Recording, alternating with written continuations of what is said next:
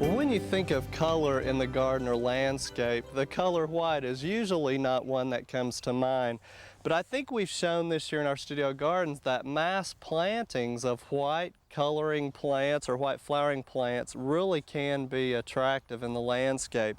And I mean, we have literally dozens of different types of plants here. And let me highlight some of the ones now that are kind of coming to their peak here in the midsummer. This tall one here in the back, and again we tried to use our height in the back and put the lower ones along the front, and some of them being experimental, we didn't really know what quite to expect.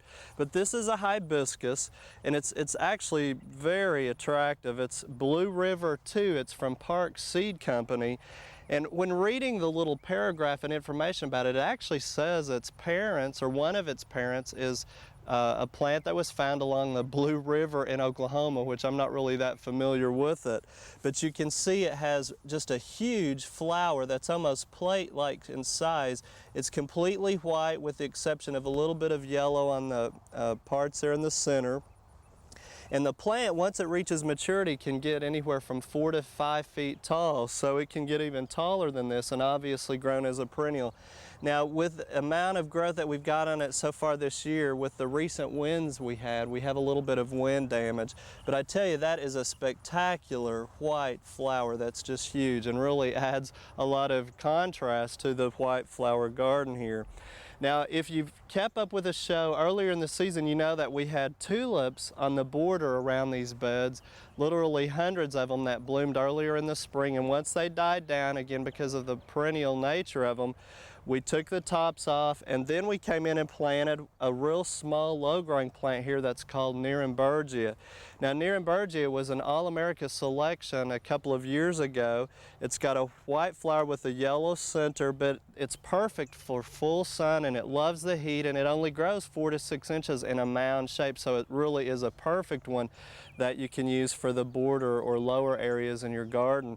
And it's really pretty easy to find now because of its popularity.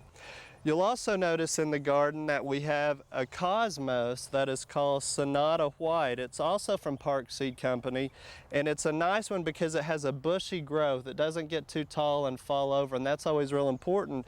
And the flowers are huge. They're about 2 inches in diameter, or even more, 2 to 3 inches actually, but really a pretty white color with a yellow center again. And I think the top thing about it is, again, is its bushy dwarf growth.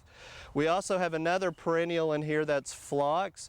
We talked about it earlier, but it's just now blooming. This particular one, it's called David or David-eye, and it's a white phlox, a little bit more tolerant to powdery mildew and some of the disease problems, although I see a few little spots on it, and probably more than anything, it's because it's been in a bed here that's really stood in a lot of water throughout the summertime and early spring. Now remember, when we're talking about white, it's not just the white flower. You can also have some texture or foliage that's white that offers a lot of contrast too. And we have some caladiums that we're trying.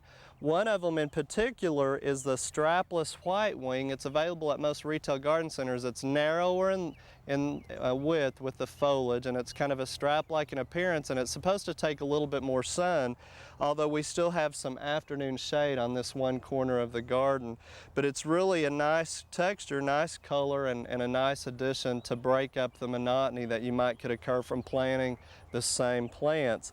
So again, that's a caladium, usually grown as an annual in Oklahoma though.